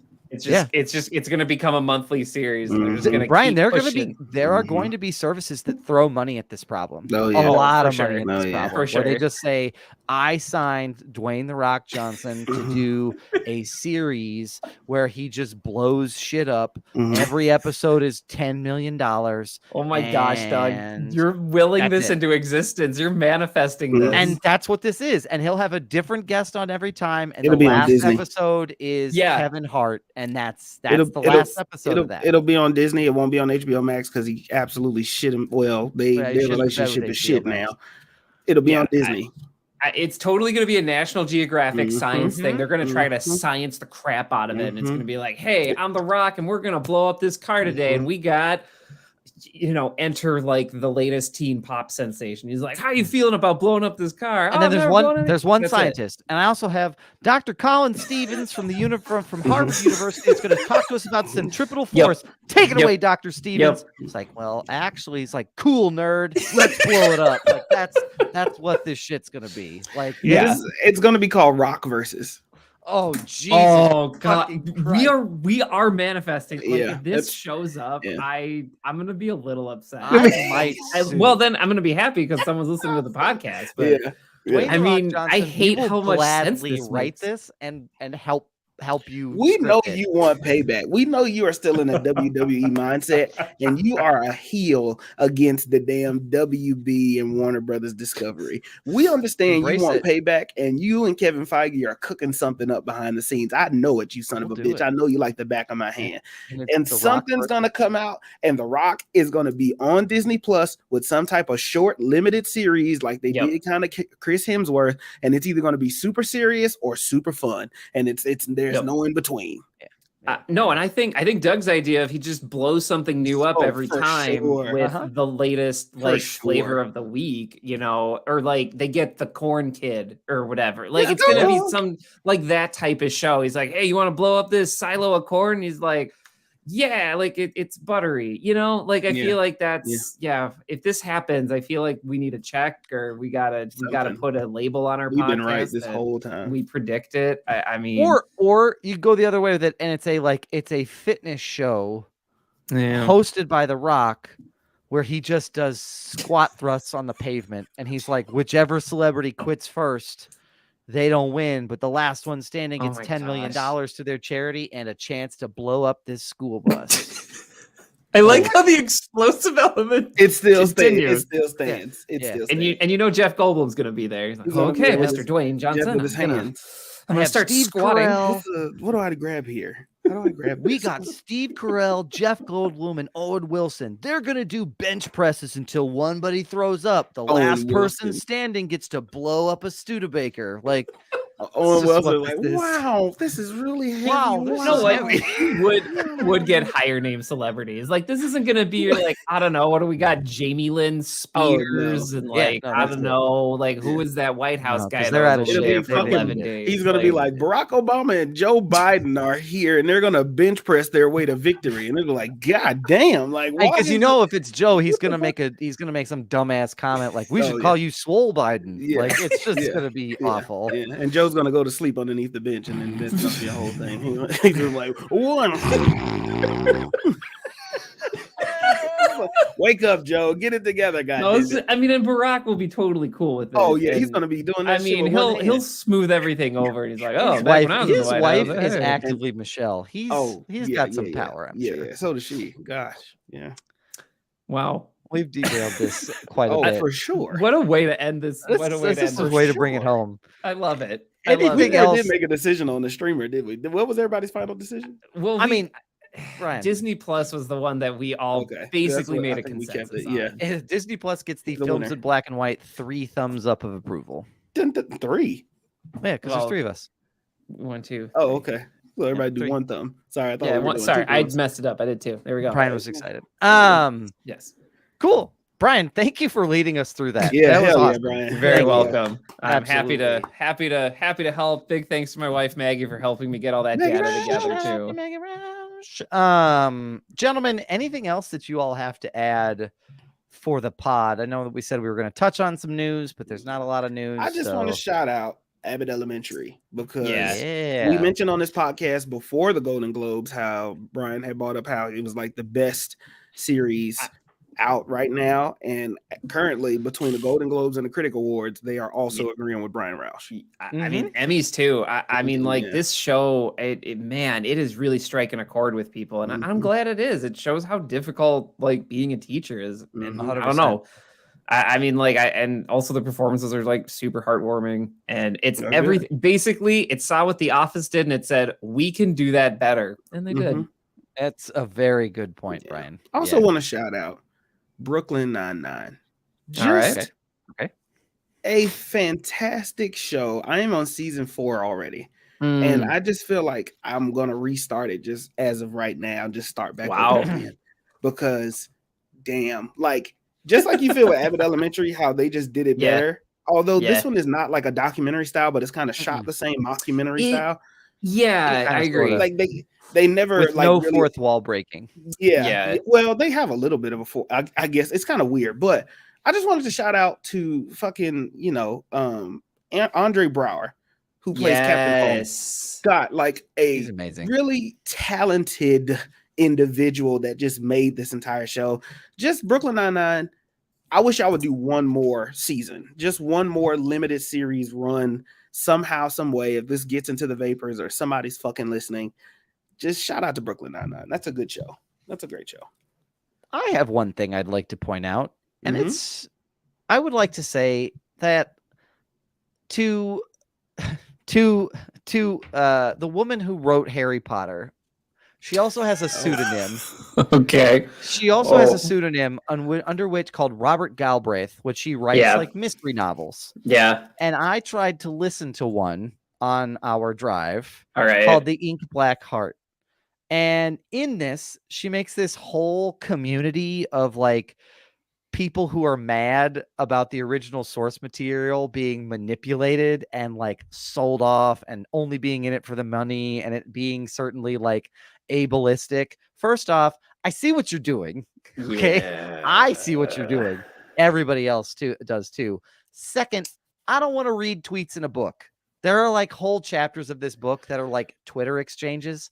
And I'm sorry, that might scratch the itch for some, but it's not good at an audio format. And it is, I can't imagine it's all that bad. Maybe it's a little bit better to read, but if that scratches your itch, The Ink Black Heart is the mystery side of it is entertaining. Just be advised that there are whole sections that read like you're reading a Twitter handle. And I couldn't do it. I literally was like, not important. Like I'll come back to it if it is. Like, just skip that chapter. Like, yeah. So yeah, that gets a 1 star from me, dog. No thanks. Hey, I like that. Hey, I enjoy. Thanks for that, because now I won't be watching, even if it comes across my. Yeah, I'm not. I'll take a pass. Thank you for reviewing it, and we can efficiently just put it in the back. I'm gonna put it in the rear view. Hard pass. Yeah. The only thing I wanted to talk about was James Cameron gave this interview at the Golden Globe Awards, and someone asked him, like, what does Avatar success mean for the film industry? He says, we're back to theaters. Enough with the streaming already. I'm tired of sitting on my ass, end quote. And he like, I just, Mr. Cameron, I respect Bitch, you. where you been? And I respect your work. However, when I go to a movie theater, I am sitting. I'm not standing for 3.5 hours of Avatar Way of the Water. I would like to be comfortable because this is my free time and I'd like to have an enjoyable experience. So I understand what you're trying to say and the spirit of what you're trying to say, but please stop saying stuff like this, because I bet Avatar Way of the Water is going to make bonkers on streaming for you too. So just like, stop it. You're going to make your sequels. They're probably all going to make billions of dollars. It's fine. Like, just stop, that please. Implies that James Cameron is watching a movie like Pat McAfee does a podcast. Like he's standing the whole time like, I did that shit. Oh, Like he's just he does. like in the back of a theater. And I Why does everybody want this fucking crown of we did it? We brought people back to the theaters. Oh, I mean, so fucking. They want to go down in the history books as the one that fixed the industry. Yeah, like we've been back. What the fuck are y'all talking about? Here. Like that's the other thing is like we've been like Fast and Furious. I would say was like the time when it was like okay, you can like Fast 9, you can do this again. Was it? Yeah. I don't know. It's just weird. I don't know. It's an obsession thing. It just kind of feels like, okay, Grandpa. Like he's like, I used to only watch movies in theaters. And you're like, okay, like let's get you sat down, Grandpa. Like, get off your butt. Go see a movie. It's like we sit down in theaters, Grandpa. Like I just look, man. Wait till I tell you about the fire Navi and how mean they are. It's getting dangerously close. It's dangerously close. It's teetering on that, like, I'm a genius and I did that. Like, it's getting very close to that. And as far as someone who has most recently watched a particular figure who used to say he was a genius, end up in the dumpster heap. I don't think we need to do that, James. He got married. Congratulations to that guy. Oh, Jesus Christ. Like that's not information I needed, and it's ruined my day. Like James Cameron does not need to be like the film version of Kanye West. Like I don't need that. It's not just him. It's Christopher Nolan, James. It's a group. It's a little group. And it's true. I want to put Michael Bay in there, but he just ain't said actively. Like he hadn't said it. Michael Bay's thinking it. He's thinking it. Confident. I'm confident he's thinking about it, especially with like Ambulance, which I'm sure we'll review at some point because that movie's bonkers. And he filmed it with drones. Like Michael Bay, the guy's like, oh, these are drones and you can film with them. We're doing a whole movie with that. Great, let's go. It's the same vibe. Christopher Nolan wants to blow fucking everything up, and then James Cameron's like, turn up the real D. And it's like, what the fuck does this Avengers of movie? My movies are designed to be watched standing only. Fuck. If you listen to these guys, you gotta go to a theater, you gotta stand up, you gotta 3 hours glasses.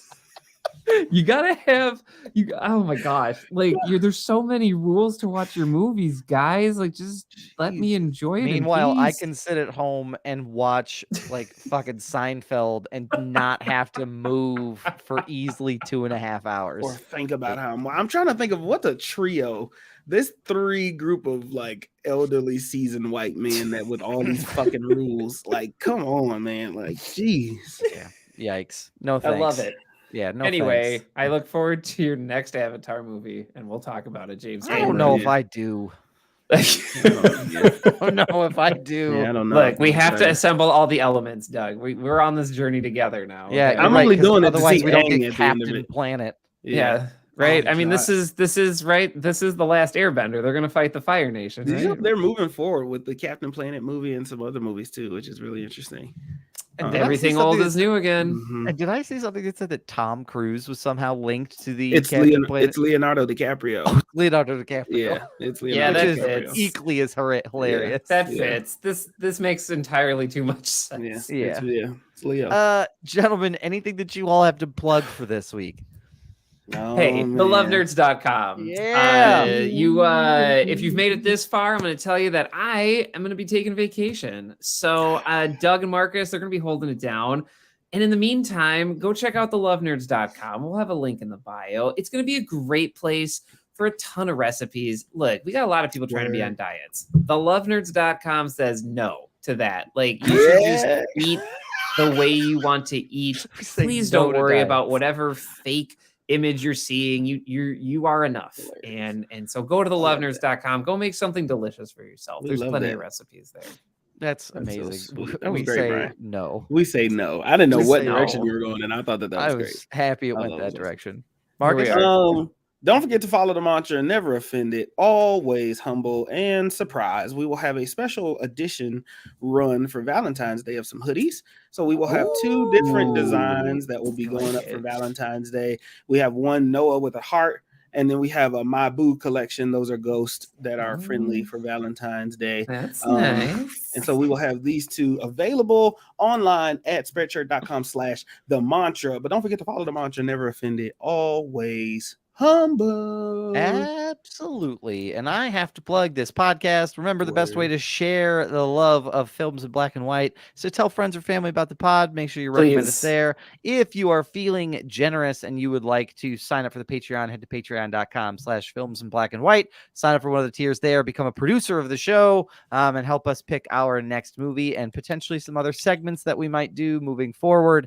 But yeah, that's where that's all going to be. But gentlemen, we have a 3-step process to success. Brian, run us down that first step. Hey, folks. Brian Roush here. Read a book. Look, for longtime listeners, you're probably already reading a book. You're probably reading a book while you're listening, and I love that. For new listeners, hey, when's the last time that you had thoughts and images and ideas projected into your brain that weren't from a movie, and maybe you got to get in the mind of somebody by reading the written word? If you haven't done that in a while, get a short book or poems, anything. Just jog that memory. Do you have a resolution this year to read more? now's a great time to do it. Read a book. Hell yeah. Read a book. And our Marcus, what is our second step to success for our listeners? Our second step to success is to drink some water. Yes, it's getting cold, but we don't really give a fuck. Drink some water. Like, really, that's it. I mean, just because hot cold, cocoa hot, is or in not between. cold. Yeah, hot cocoa is not gonna suffice as a water substitute. Like, you still have to drink some water. Okay, your piss smells like straight ammonia burning through the concrete. Okay, so just drink some water. It really is. And while you're at it, follow step 3 and use some, well, not while you're at it, but in addition to step 2 and step 1, wash your ass. Look, y'all, we're still inside here. It is still winter. We are still in close quarters to other people. So it's important that you wash your ass so you don't, bug those other folks. Some of you all might be going on a fitness journey, running or exercising more. Wash the stink off of yourself when you're done. Don't bring it with you. We're proud of you, but don't bring it with you because that's just where we're at. So just be sure, wash your ass, wash your legs, please, and everything in between.